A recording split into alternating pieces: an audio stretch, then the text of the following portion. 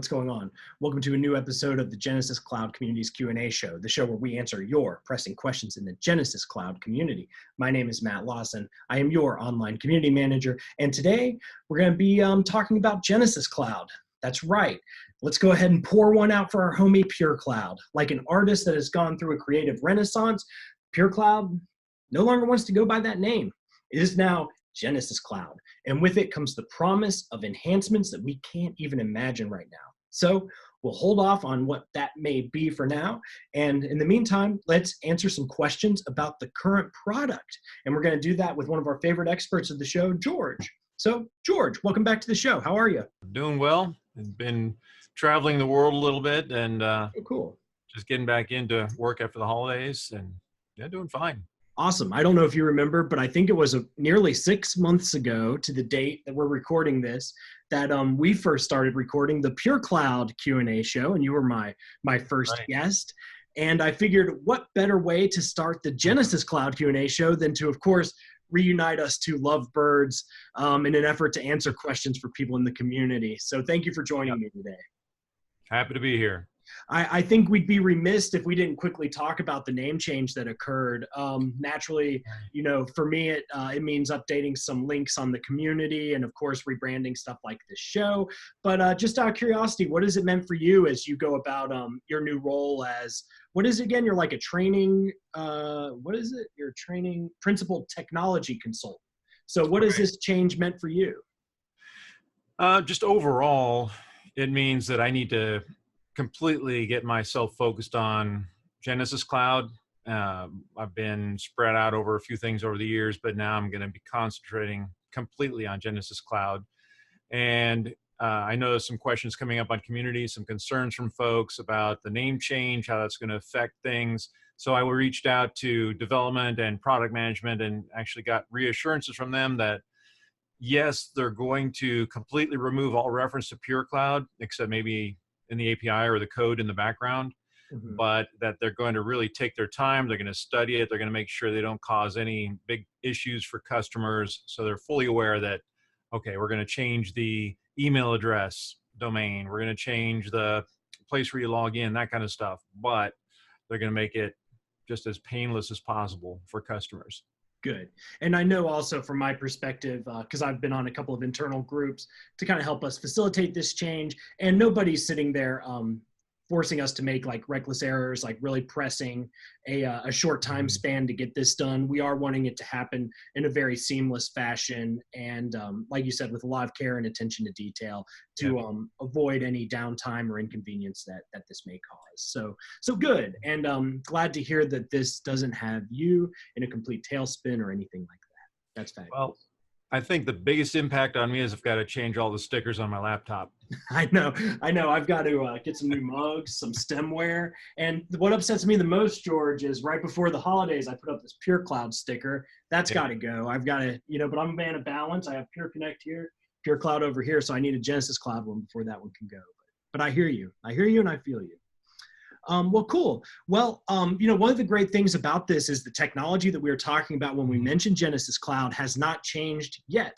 Rollouts will be coming as the product roadmap and everything like that is unveiled. And then, of course, releases are announced similar to how they were in Pure Cloud. But for today, we are talking about very familiar technology. In fact, it looks oddly similar to Pure Cloud of yore. So what do you think, George? Should we hop into the community and answer some questions? Let's go for it. So the first question that we have was something that you wanted to show and tell us a little bit about. So this question comes to us from Brianna. I hope I'm saying that right. Is it Brianna? Brianna, feel free to email Q&A show with any editing notes that you may have for me.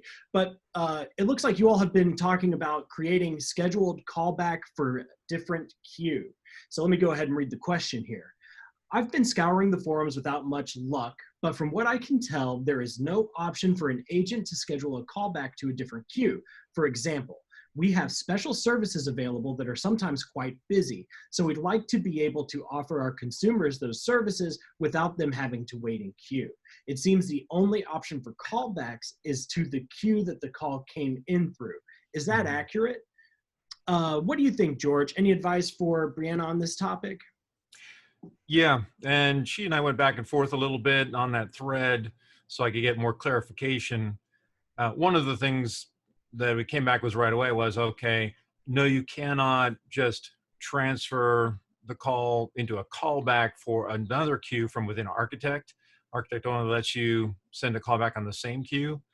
But as we went back and forth, it turned out that she was looking more to have the call sent to a different queue, have an agent pick up there, and then have that agent create a callback in a different queue. And just using the callback button that's built into the client, no, you cannot set it up for a different queue. But there is a schedule callback action that's built into Scripter. So I went ahead and just built that out so we can take a quick look at it and just show people how you can, yes, schedule a callback to come back on a different queue than the one the agent is sitting on. Awesome. Can't wait to see it. So let me try sharing my screen and see if we can get this going. So what I've got is I've got two queues. I've got my customer service queue, which is the main one that should be getting calls, and I've got a sales queue. And just real quick here, I've got some schedules set up and routing. So in my schedule, don't want to get too deep here, but I've got the customer service DID, and it's open from basically 8 a.m. to 4 p.m. every day. And then when they're closed, we're actually going to route the call instead of to the customer service queue. We'll route it to the sales queue. That person can pick up and then schedule the call back to the customer service queue. Plain and simple. And to do that, I'm going to set it up in a script. And I've got my inbound sales script here. And towards the bottom, well, I've got several values I had to set up. We need a name that's going to be showing up on the callback. We need a phone number to call back to. And we also need to pick the queue that it's going to be sent to, plus a callback date and time.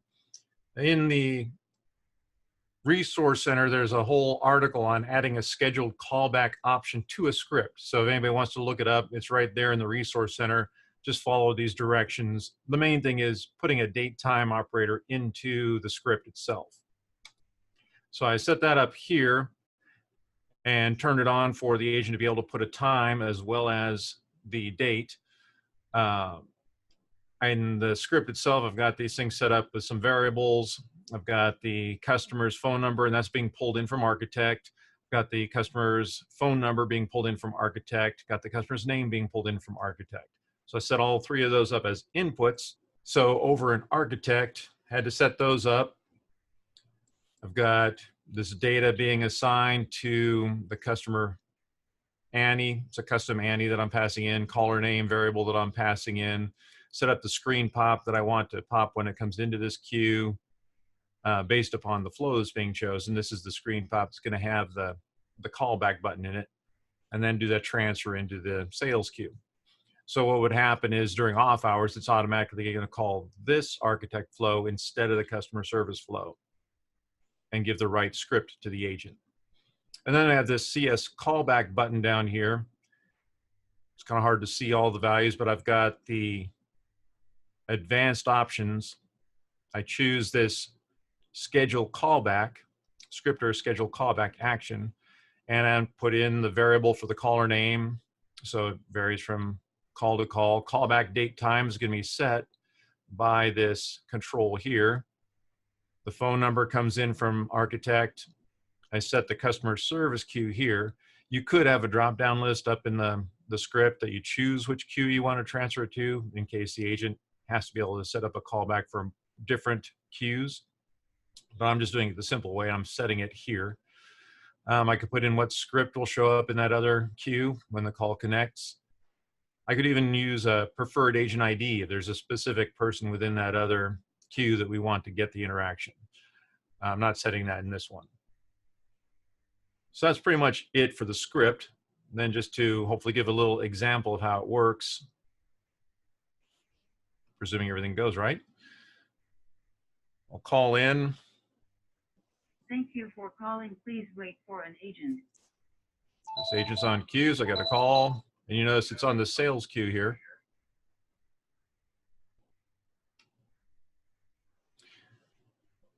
went ahead and disconnected that because I don't really need the call connected, but I'm going to schedule it for today, put in a time. What is the time? 1:48, let's say, p.m. And you want to choose a time zone just to make sure that it's put into the right time zone. And click schedule callback. And that should hopefully schedule the callback. Then I click scheduled callback for the wrap-up code and be done. And then basically, we don't have to sit here and wait for 2 minutes to see it all go through, but that callback would be scheduled on the other queue, and then I would receive a callback popping up in my client and be able to answer it and move on. Normally it would schedule it for the next day, obviously during the time frame that the agents are there in the customer service queue.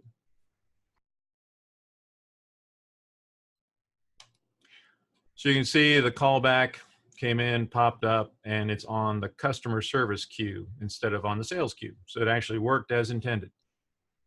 So there you have it. It works. Perfect. As things typically go when you're involved. Thank you so much for that detailed walkthrough, George. We appreciate it. Any points of confusion or any small details that somebody can't miss that you might want to highlight again? The main thing, I've just seen some difficulties sometimes where if people do not choose the right time zone, it can cause problems. So for example, with the Eastern Standard Time Zone, always choose New York, America, New York, instead of say Indiana, something like that. Also make sure to choose the AM or PM on the time as far as the date time control goes. Those are the main things. If you don't pick AM or PM, does it just default to whichever you're currently in? Is that the idea? Earlier today, I tried it out and it seemed to default to AM even though I was in PM because I didn't get the callback. Okay. Gotcha. So yeah, good thing to clarify. It's better just to choose it. All right, great. Well, George, I know that was the question that you had prepared. Let's hop into some stuff that you may not be as prepared to answer, but are hoping to weigh in on nonetheless. Wait, George. What is it? Very important. Yes. Get ready for this. Your thinking cap. Gotta get my thinking cap on. Oh my God. United States football, Super Bowl coming up, right? I don't the term you weren't going to use, that term? American football is kind of insulting to those folks in South America who have real football, right? Anyways, coming up, Super Bowl, I'm ready, and I'm ready for the questions. Okay. Oh, look at that. You see, now I would be inclined to turn that into a nacho bowl or something like that. Using it as a hat, I guess, works also. Yes. I actually snagged this from downstairs in the developer game room where they play foosball, and if you lose in a certain manner, you have to wear a helmet for the rest of the day. Funny. So hopefully nobody loses and has to wear this helmet because I stole it for the moment. Good. Well, I hope that thing has been washed before you decided to wear it. And this is also especially for our friends in New England. Obviously. No low blows here. What do you think, George? You want to talk about web chat transcriptions for a few minutes? Yeah, that's an interesting one. Right now, this person Gareth is mentioning possibly using the API to get in the conversation data and pull out what was said in the chat. I think I haven't gone to look, but if you were to go to App Foundry, there might actually be something out there that will do it for you to be able to pull back that data. But right now, we just don't have anything that automatically emails a person the transcription of the web chat or transcript, excuse me, of the web chat.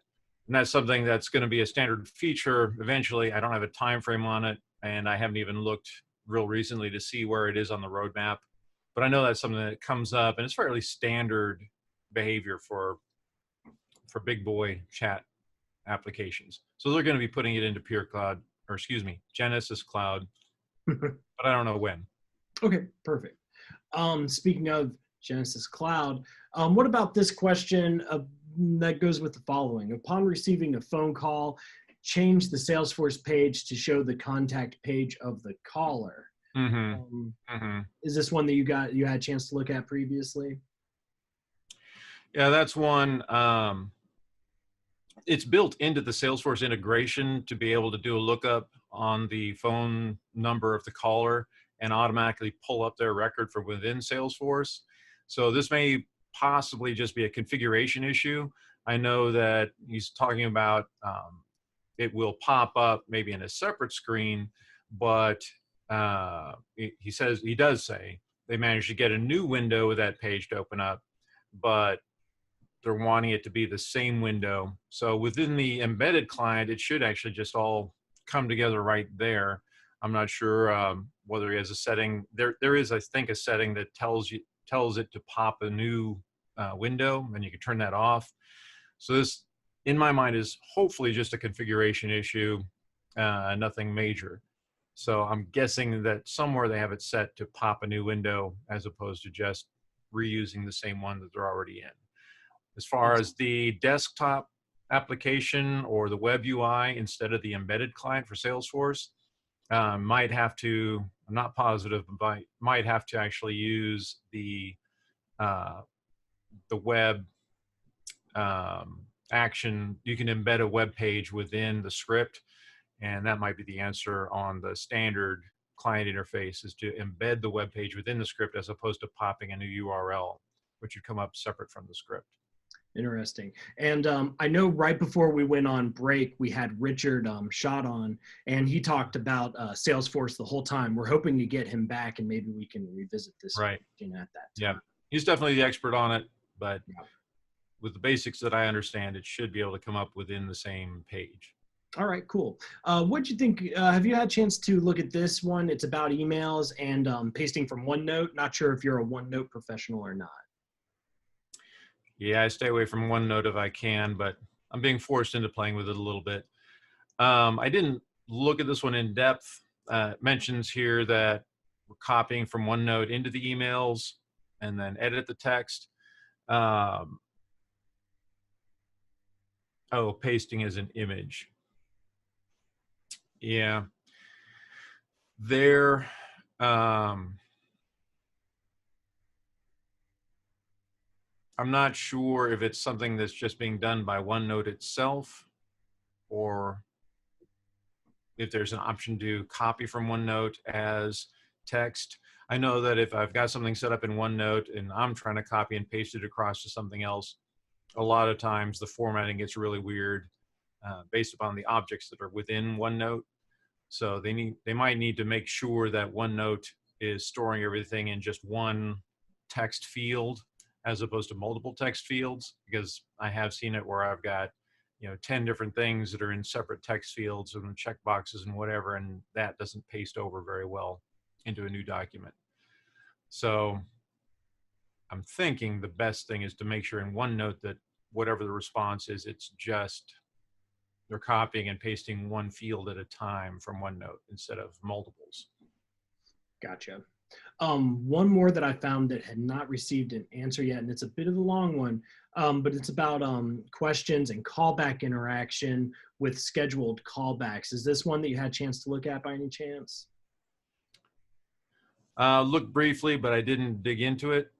And that's 9 days ago. That's while I was still prepping it for my Mexico trip and kind of freaking out on trying to remember all the right words to use down there. So right. I was kind of checked out. Let me read through this real quick though. Number of callbacks in queue. Okay.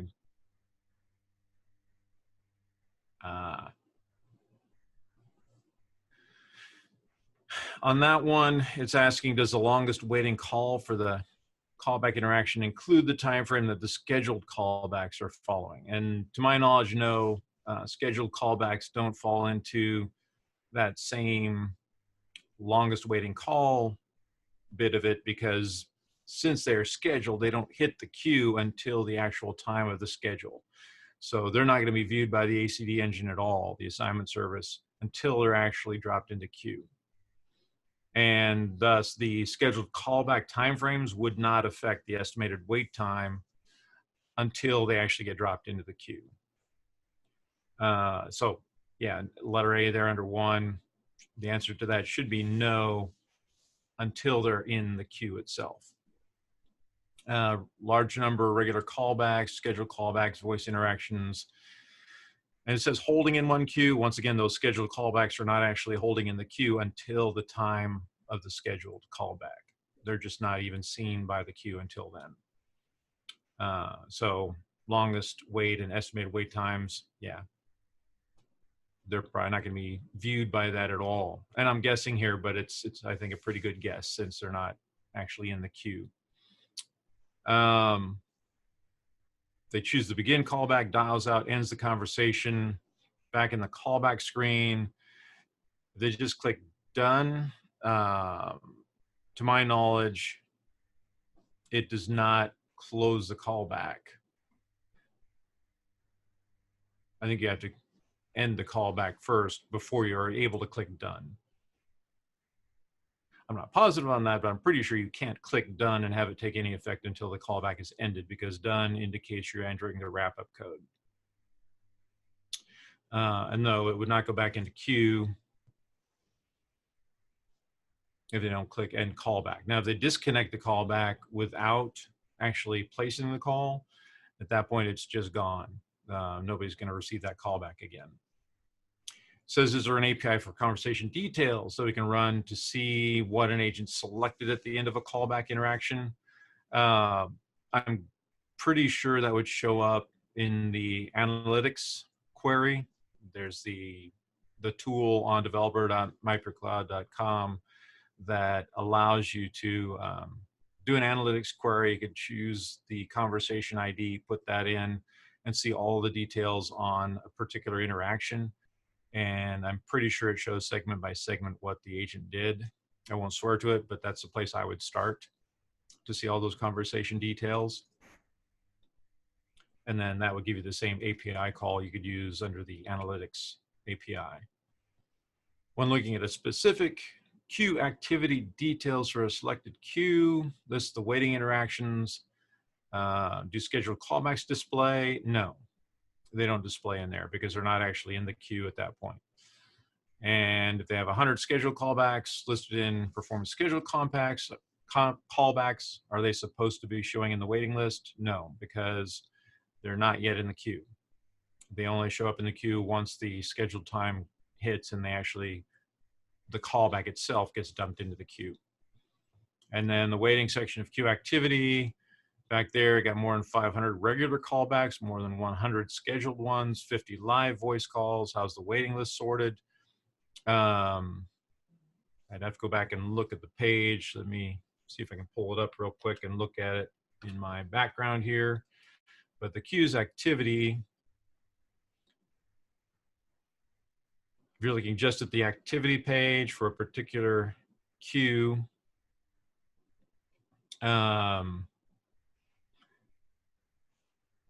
it only sorts based upon duration. So you can sort by duration, ascending or descending, and that's your only option.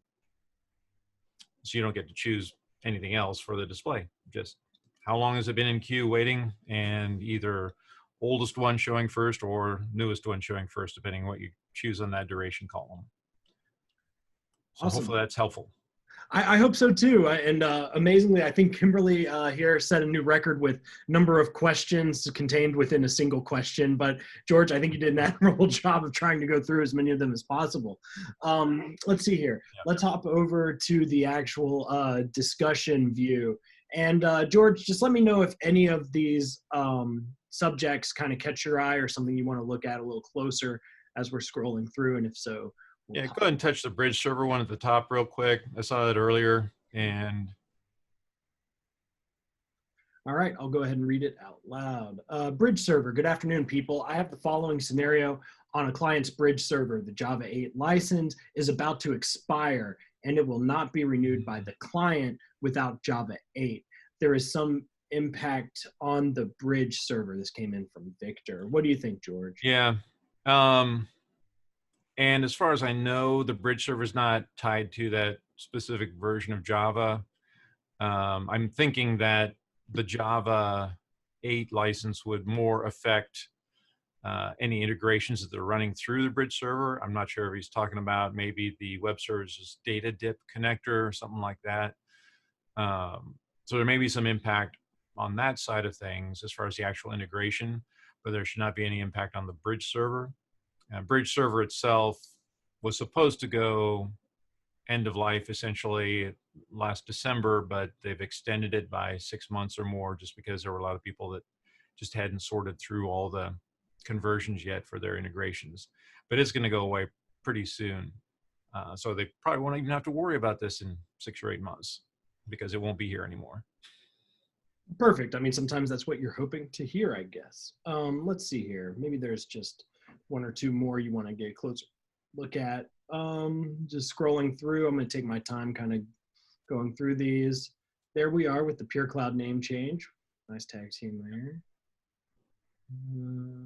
Any of these jumping out to you, George? I know you've actually gone through and answered a fair number. Yeah, I've talked on a lot of them, and we're scrolling through looking for ones with zeros. So there's one with a 0, campaign management, not showing accurate counts for lists. Part of it here, it's, Olga's talking about some of the information that's in the campaigns view, and I started to write up a response, but then got sidetracked. Essentially, a lot of the codes that are listed here, the ones that are supplied by Genesys Cloud itself, like the outbound on do not call list, the outbound no answer, outbound disconnect.